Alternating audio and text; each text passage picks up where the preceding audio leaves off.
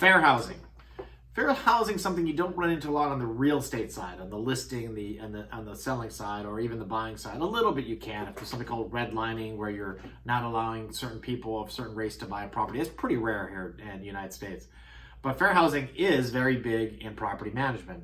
And we'll go specifically some areas of fair housing. Because, by the way, if you violate a fair housing law and you're caught, and they have people called testers out there that will test you, that fine starts out at $21,000 and goes from there. So you want to be very careful to follow all the fair housing laws. Fair housing laws are both federal in scope, and then the state has additional groups that they've included into the fair housing laws. So make sure you do some research on fair housing as part of your real estate license. You did a lot of research on it, but a few things that are unique to property management. So the first is, let's call comfort animals.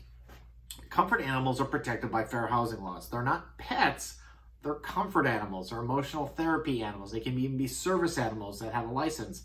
Bottom line is, if a doctor has told a tenant that they need this for their emotional stability, you cannot deny them.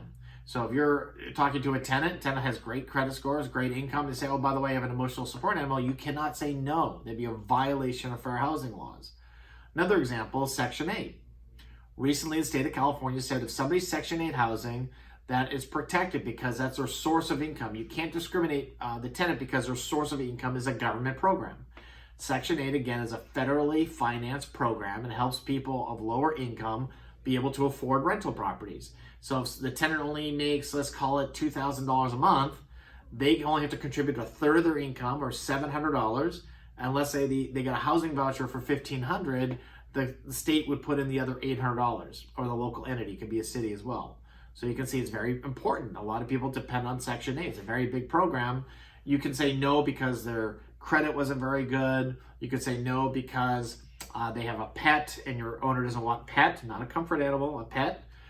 You can say no for other reasons, but you couldn't say no because of the income. And you can say no specifically. Oftentimes Section 8, the voucher is lower than market rent. So say the market rent's $2,000 and they've got a voucher for $1,700, they wouldn't qualify. And do not take any money outside of the Section 8 program. That's a federal offense, and they could go to jail for that one.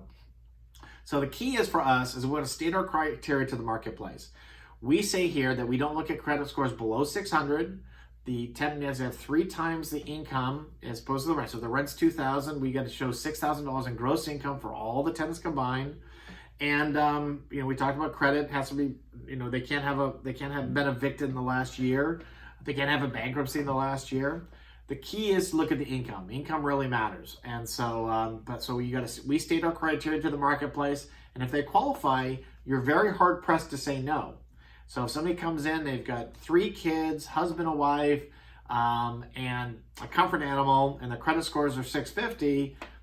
There's no reason to deny them. They've met our criteria. So you need to educate your owners on fair housing, what you can say no to, bad credit, say no to insufficient income, but no, you can't say no because they have children, for example. Those are protected classes. So be aware of the fair housing laws in the state of California.